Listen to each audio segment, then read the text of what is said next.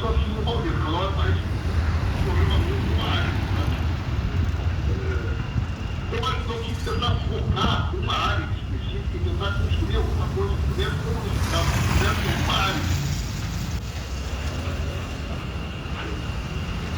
Não sei exatamente por isso que área seria essa, mas se a gente pudesse pensar uma estratégia de uma ação para alguma coisa, e pudesse mobilizar o esforço para ajudar a resolver uma situação,